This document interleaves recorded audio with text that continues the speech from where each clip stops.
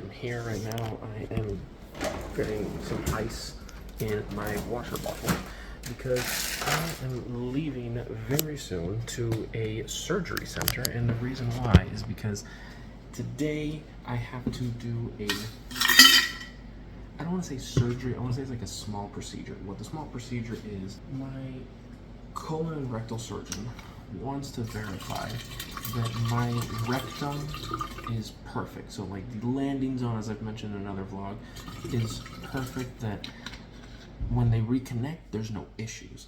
Now, when I did my most recent colonoscopy, my GI doctor didn't check my rectum. So that's why my surgeon's like, okay, I have to look at it because I don't want to go through all the prep, all the stuff of surgery, not knowing what it looks like, right? So I'm getting water because I haven't had water since yesterday at like 10 o'clock at night. I haven't eaten anything today, drinking anything, so I am dying of thirst. Which is funny because this morning, the baby wanted to wake up very, very early. Like literally, she woke up, I think it was like 6:29 when I looked at my phone. And when she woke up, I got her out of her crib at 7. I got her out of her crib, got her dressed by 7, and we went walking around the neighborhood. Cool, I just put her in her stroller. We walked around for like an hour, 45 minutes. We walked around. I came home, I was a little sweaty because of heat, and I was like, oh great, let me go get some water and quench my thirst. And I was like, wait, I can't have any water. So yeah, I am dying of thirst right now. I'm gonna go to the surgery center. We're gonna do this. This is not like the main hospital, since this is not really anything. It's just sticking the camera in, looking, okay, you're good. It's a simple procedure. So we're gonna go to the surgery center. Janice is staying here with the baby. The baby's currently sleeping. My mother is outside, and she's gonna drive me. So we're gonna go do this. Let's get her done, guys.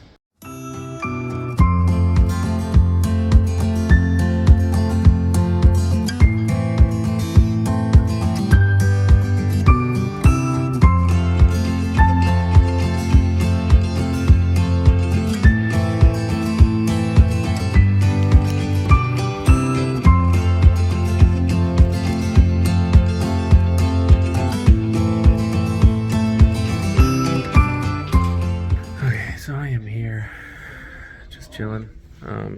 I got undressed. Now we just wait. A little bit of a wait outside, but we're good. So I got my IV in. I am now here chilling. They said I have one person ahead of me. So I'm here in my lovely, beautiful gown. And yeah, so my mom's outside waiting, and yeah, we're just gonna chill here, wait. I talked to one of the doctors. I don't know if I'm gonna see my surgeon beforehand. I'm assuming so, but yeah, let's do it. So I can control the flow of my IV, because if I open my hand, it slows down, and then when I just close my hand ever so slightly, it pulls the IV back. It starts flowing. Fun. So I'm still here waiting. So IV, we're here just chilling, and yeah, let's see what happens. It sounds like he's trying to say hi or something. So I just spoke to the doctor. Yeah. Everything so far so good. And then I get me to the back soon. Yay! I want to go home. I'm hungry. Alright guys, so it is now the next day.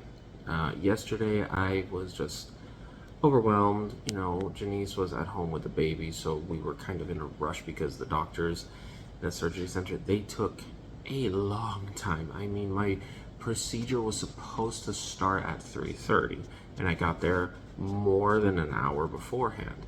So I was expecting to be in at 3:30 and out by like maybe like 4:30, you know, like just being done, because you have to wake up and the procedure and get dressed and this, that, the other.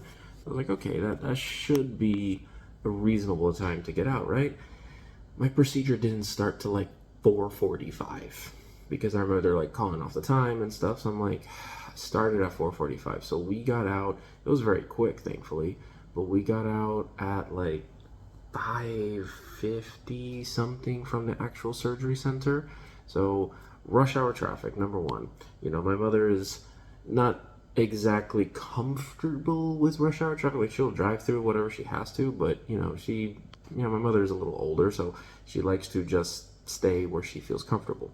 So that was one thing. So I didn't want to be recording, adding extra stress to her in the vehicle and everything like that. And then on top of it, I was in a rush to get back home and be with Sushi and with Janice because, we had left the house pretty early to get there, more than on time to, make this process go as smooth as possible. And we ended up waiting a lot. So it just kind of threw me off, threw everything off. And that's why I was like, I can't record today. Like, I'll do it the next day because it was a lot.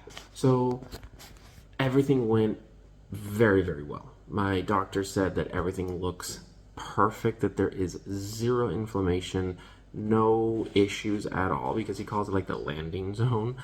And that he was like, I actually left you more of your sigmoid colon than what I remembered. So I was like, oh, okay, cool. What does that mean?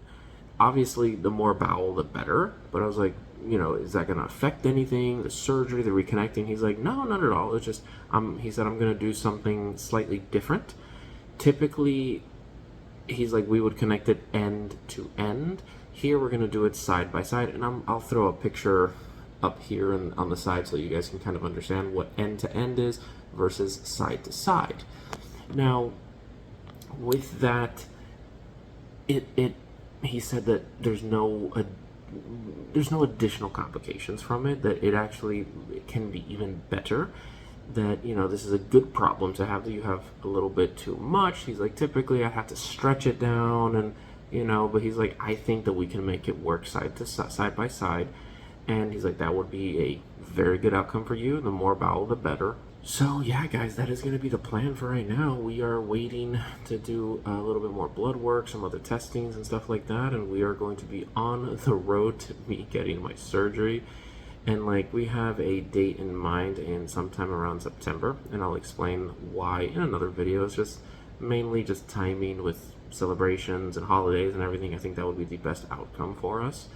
So yeah, guys, time is ticking away, and as I look at the clock, it's June, and then it's going to be July, and then August, and then surgery's in a month, so it's crazy. It really is. This journey is slowly coming to an end, because imagine, I've been April, May, June, July, August, September, so I would have had my colostomy for almost a year and a half. And though I am very happy that I have it, I am very grateful for how I have been feeling this past year.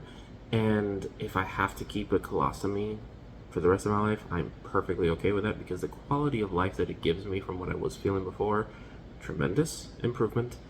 But I would like to see if I have the ability to return to just, using the restroom normally, and stuff like that. So let's see if we can get to that point, obviously, right? Big health journey. So thank you guys so much for all the love and support. Please do not forget to like, share, and subscribe. When you do subscribe, don't forget to hit the bell so you get all the notifications of every single time we upload, which we typically upload every Tuesday and every Thursday. Again, thank you guys so much for this love, support. We are just trying to spread as much awareness as possible. I've seen the comments. A lot of people new to the channel have been seeing me and saying, hey, wow, I just went through this, or I'm gonna go through this very soon. So I'm glad that I can shed a little bit of light on it so that people can know what to expect. Again, thank you guys so much. For now, adieu and good night.